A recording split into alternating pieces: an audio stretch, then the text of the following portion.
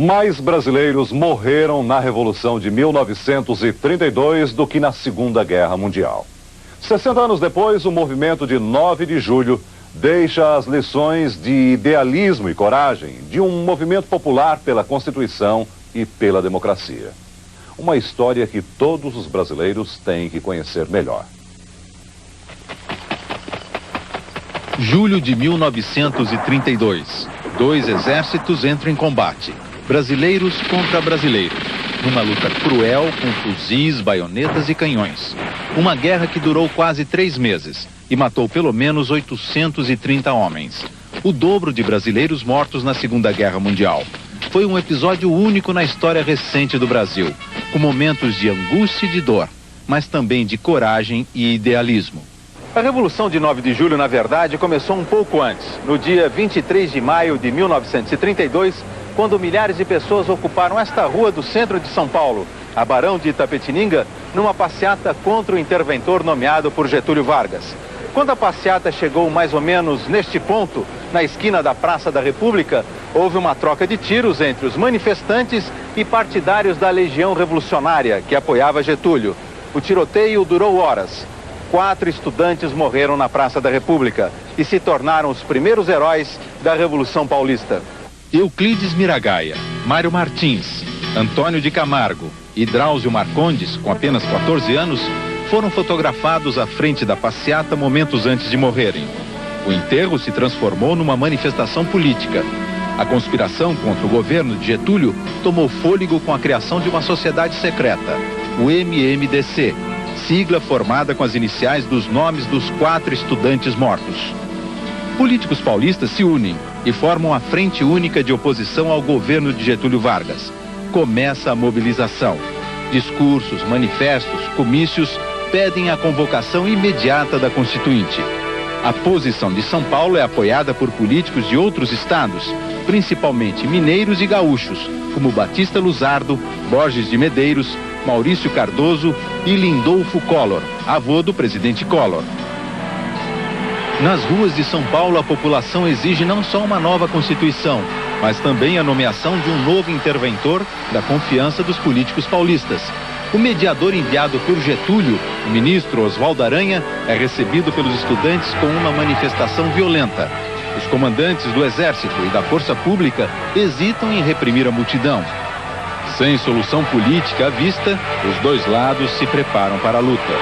O general Góes Monteiro e o líder da Legião Revolucionária, general Miguel Costa, aliados de Getúlio, organizam a retirada de armas dos arsenais paulistas. E os revoltosos escolhem os militares que vão preparar a revolução. O general Isidoro Dias Lopes e o coronel Euclides de Figueiredo, pai do futuro presidente da República, João Batista Figueiredo. Getúlio Vargas faz a última tentativa de restabelecer a ordem em São Paulo e muda o comando militar no estado. A revolução explode na noite de 9 de julho, antes do general Pereira de Vasconcelos assumir o posto. Os estudantes saem às ruas armados. A Faculdade de Direito se transforma rapidamente num centro de alistamento. A Força Pública e algumas unidades do Exército aderem ao movimento, bloqueiam estradas e ocupam estações de trens. Civis invadem a companhia telefônica. Pressionado, o interventor Pedro de Toledo rompe com Vargas e é aclamado presidente de São Paulo pelos revolucionários. No dia seguinte, os jornais anunciam que a revolução está nas ruas e dão a vitória como certa. O clima de euforia se espalha. Centenas de homens correm para se alistar no Exército Constitucionalista. Meu pai era um educador, tinha grupo escolar, diretor. E ele montou um setor de alistamento, setor 34.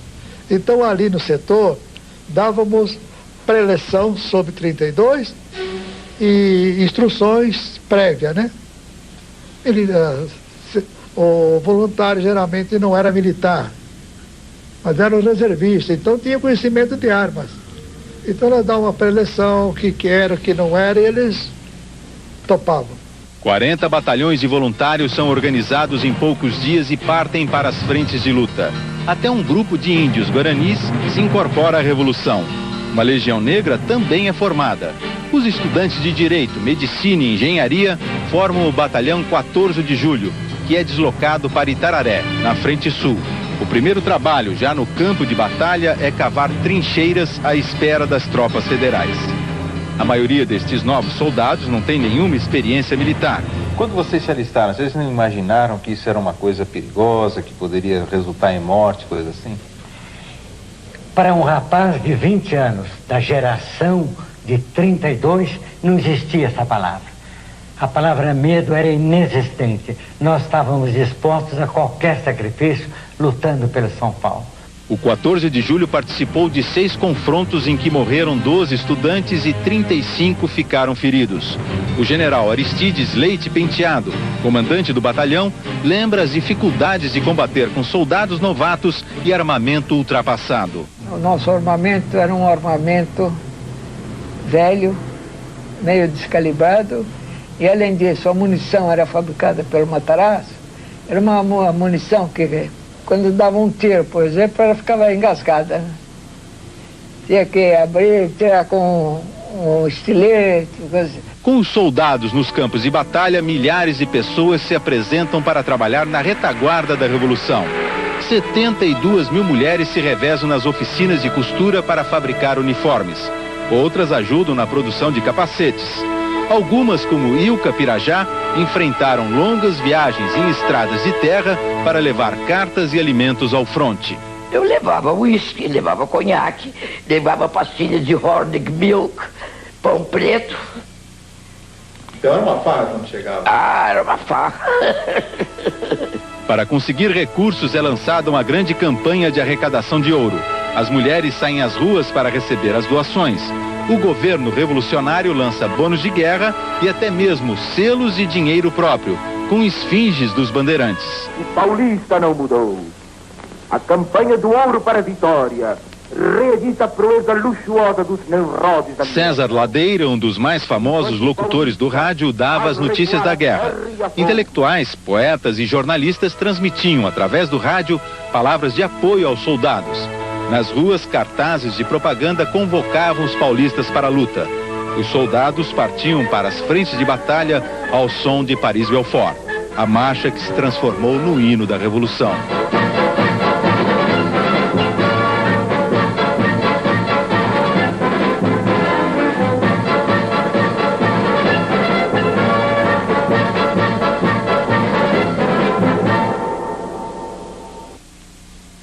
A Revolução de 32 foi o primeiro contato dos brasileiros com a guerra moderna. Daqui a pouco, os primeiros bombardeios aéreos no país. A criatividade nos aviões. No canhão improvisado que funciona até hoje. Na incrível máquina que assusta o inimigo, imitando o barulho de metralhadora.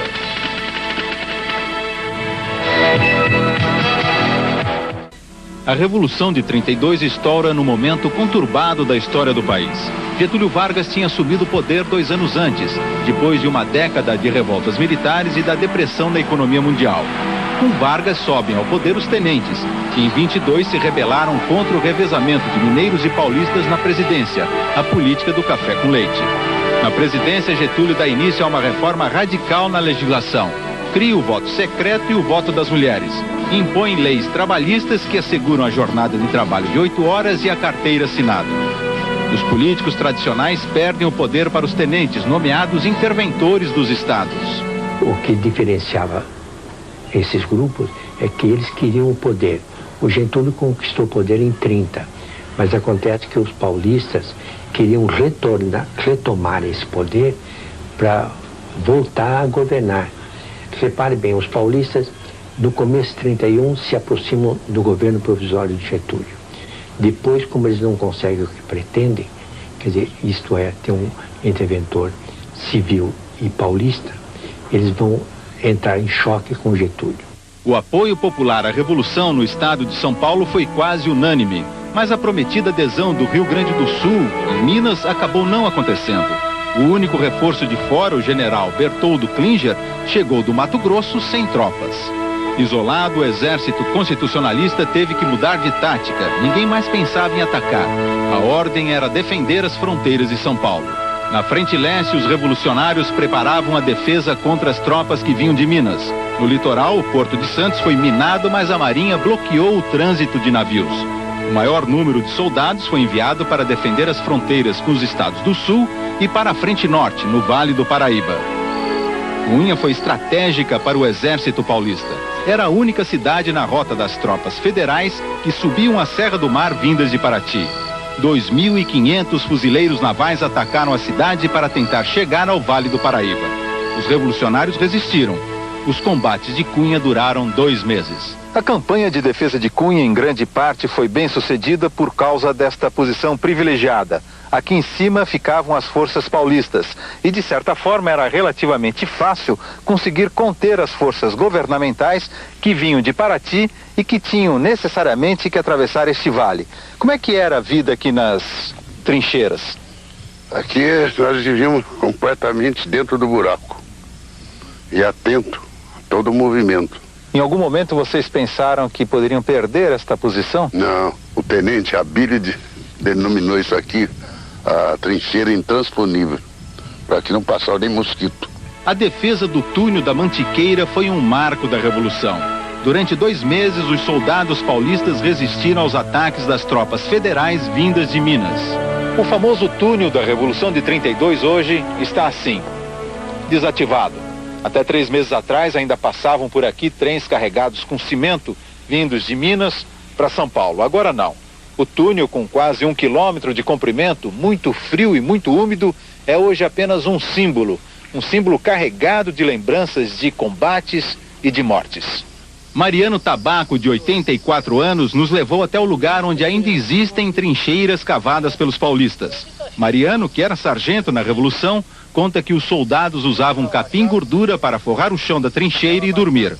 Ele ainda se lembra com detalhes os piores momentos da guerra, como o dia em que foi ferido a bala. Curavam a gente dentro de um carro correio. Era um carro hospital. Um hospital improvisado. Perfeitamente. Então ali só se criava e dava ali 2 dias do senhor dentro do carro e só ia procurar a defender seus companheiros. Foi na Revolução de 32 que pela primeira vez no Brasil aviões foram usados em combates. As forças leais a Getúlio tinham o maior número de aviões, 24 contra 7 dos paulistas. Aqui no Museu de Aeronáutica de São Paulo ainda existe um exemplar do avião que ficou famoso na Revolução de 32. É o Vácuo, também chamado de Vermelhinho. Os 2 lados em luta tinham aviões como este. E as tropas, também dos 2 lados, tremiam quando ouviam o ronco de um vermelhinho chegando. O armamento do avião constava de uma metralhadora colocada em cima do capô do motor, controlada pelo piloto. E na parte de trás, o copiloto levava 2 bombas de 20 quilos, ou 3 bombas, para atirar em cima das tropas revolucionárias. E atirava assim com as mãos? Atirava com as mãos. Tirava a bomba aqui e soltava com a mão. E acertava? Às vezes. Mesmo com improvisação, muitos ataques aéreos atingiram frentes de combate e zonas residenciais, destruindo casas e espalhando medo entre a população. Os combates aéreos aborreceram Santos Dumont, que numa declaração pública chegou a apoiar os revolucionários. Santos Dumont se matou no dia 23 de julho. Muita gente acredita que a causa do suicídio foi o uso do seu invento numa guerra. Mas o avião não foi a única novidade tecnológica da Revolução. Na falta de armamentos adequados, os paulistas foram obrigados a usar a criatividade. Os professores da Politécnica, que já era considerada a melhor escola de engenharia do país, inventaram novos equipamentos para a guerra, como este reservatório de água portátil. O projeto de um lança-chamas foi desenvolvido numa oficina mecânica particular. Os engenheiros adaptaram projetos ingleses e franceses de bombas e granadas. Um bom exemplo da criatividade dos revolucionários paulistas foi a invenção desta matraca. Ela imita o barulho de uma metralhadora e foi inventada exatamente para suprir a falta de armamentos pesados. O barulho que ela faz, em muitas ocasiões, conseguiu deter o avanço das tropas adversárias. Vejam só. A indústria paulista também foi convocada a participar do movimento. Alguns industriais modificaram a linha de produção para fabricar armamentos. O empresário Rafael Noschenzi, presidente emérito da Federação das Indústrias de São Paulo, foi tenente na Revolução. A empresa de sua família deixou de fabricar torneiras para produzir capacetes. Nós só usamos a indústria como nós mesmos fomos para a Revolução. Foi um ideal, puramente um ideal. Mas isso não colocava o patrimônio em risco? Não, de forma nenhuma. E o prejuízo? Não sei se chama prejuízo. Será que vale a pena chamar de prejuízo? Quando você faz alguma coisa por um ideal, você não chama isso de prejuízo, né? Este pequeno canhão foi construído na própria frente de batalha pelo Major Fernando Lee, um engenheiro que se alistou na Revolução. Hoje, com orgulho, o Major Lee mostra o mesmo canhão, agora fixado num rochedo de sua ilha particular, no litoral de São Paulo. Resolvi fazer 3 canhõezinhos bombarda na oficina de São Paulo, Paraná.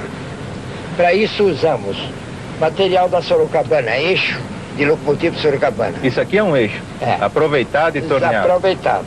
Fizemos a culatra torneada, também de aço da Sorocabana. Usamos rodas de Ford velho para a carreta do canhãozinho. Molas dos vagões de estrada de ferro para fazer o recuo do canhão. E torneamos cartuchos que carregávamos com 200 gramas de pólvora e punhamos dentro, como não tínhamos munição, nós punhamos dentro uma granada de 10 segundos. E isso funcionou? Isso funcionou perfeitamente, eu atirava por ângulo. O canhão é uma raridade muito bem conservada. Tem 60 anos e ainda funciona.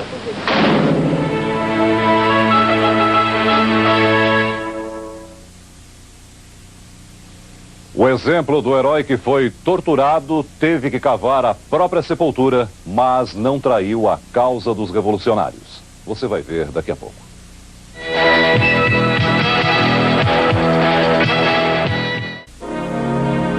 Logo nos primeiros combates da Revolução de 32, fica claro que a vitória pende para o lado das forças de Getúlio. Os revolucionários enfrentam um exército 4 vezes maior, mais bem equipado e organizado. Na frente sul, os revolucionários, cercados por 4.000 gaúchos e paranaenses, perdem terreno. Esta é a garganta do rio Itararé, que divide o estado de São Paulo do estado do Paraná. É uma garganta profunda, uma barreira natural, que foi usada na defesa de posições militares na Revolução de 30 e depois na Revolução de 32. Nas duas revoluções, os estrategistas militares se prepararam para travar aqui uma grande batalha, a Batalha de Itararé, que em 1930 acabou não acontecendo. E em 1932, as tropas paulistas acabaram recuando. Até hoje, a retirada de Itararé é questionada do ponto de vista militar. Os paulistas perderam uma posição defensiva privilegiada. João Batista Lobo lembra que os oficiais receberam a ordem de retirada com tristeza. Ele, que foi tenente em 32, acha que esse episódio foi decisivo para a derrota dos paulistas. O senhor acha que a retirada teve uma influência muito negativa na Revolução? Teve demais. Teve uma influência, desmoralizou completamente a Revolução Constitucionalista, porquanto o baluarte que era Itararé, a lendária fortaleza de Itararé, ruiu sem um combate, sem uma batalha sequer. Depois da retirada de Itararé, os combates mais importantes na frente sul da Revolução de 32 se deslocaram para esta cidadezinha, Buri, que entrou para a história como lugar onde se travou uma das maiores batalhas da América do Sul neste século. A principal arma dos paulistas em Buri era o trem blindado, 3 vagões revestidos por uma couraça de aço e madeira, armado com um canhão de 75 milímetros. O trem era mais assustador que eficiente, não conseguiu impedir o avanço dos gaúchos. Os moradores de Buri foram obrigados a deixar suas casas e abandonar a cidade. A estação de trem foi ocupada por tropas. Tomaram a cidade, não tinha mais ninguém aqui, as famílias tinham sido retiradas todas. Então eles entraram, invadiram a cidade e começaram a fazer da cidade o que quiseram. Saquearam o que quiseram, comeram do que quiseram, avançaram nas fazendas, nos sítios. Com o rompimento das frentes sul e norte, o comando das forças revolucionárias propôs um armistício, depois de 3 meses de luta.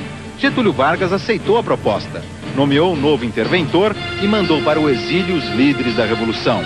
Alguns soldados foram levados para a prisão em trens de carga. Vitorioso, Getúlio cedeu aos paulistas, marcou a Constituinte para 34. A tese de que São Paulo pegou em armas para se separar do Brasil é hoje descartada pelos historiadores. Mas ainda se discute se 32 foi uma revolução em defesa da Constituinte ou apenas uma contra-revolução das elites que perderam o poder com Getúlio Vargas. Revolução quer dizer progresso, avanço. E eles não queriam o progresso, não queriam o avanço. Eles queriam voltar ao poder, continuar dominando sem voto secreto, sem aposentadoria, sem 8 horas de trabalho, sem direito à sindicalização, sem direito à liberdade de imprensa, sem direito à liberdade de opinião. Não há a negar que a grande vertente foi mesmo o apelo da Constituição. E a prova disso é que São Paulo foi o último a entrar nessa ideia. A ideia da Revolução pró-constituinte nasceu no Rio Grande do Sul, foi encampada por Minas, e São Paulo foi o terceiro estado a entrar. A Revolução de 32 mobilizou milhares de pessoas, modificou a rotina das cidades paulistas, transformou gente anônima em herói. A coragem de um deles ficou registrada na história da Revolução. Na manhã de 28 de julho de 32, o lavrador Paulo Virgínio é preso perto de Cunha por soldados federais quando seguia para o trabalho. Ele é interrogado sobre as posições militares ocupadas pelos paulistas. Paulo Virgínio conhece a resposta, mas se recusa a responder. Os soldados passam a torturar o trabalhador, primeiro com chicotadas, depois com água fervendo. Como o prisioneiro não responde às perguntas, os soldados obrigam Paulo Virgínio a cavar a própria sepultura. Pela última vez interrogam o prisioneiro. Paulo Virgínio responde apenas com uma frase: São Paulo vence. 18 tiros nas costas põem fim a um dos episódios mais sangrentos da Revolução. Os ex-combatentes de 32 ainda hoje exibem com orgulho o velho uniforme, as medalhas ganhas em combate, os ferimentos de guerra. Todo ano, 9 de julho é lembrado com uma marcha em frente ao monumento erguido em memória dos soldados mortos. Quase todos têm mais de 80 anos. Se esforçam para desfilar com a imponência que se exige de um soldado. Cumprem com dignidade a última missão de 32. Manter viva a chama da Revolução que empolgou os paulistas.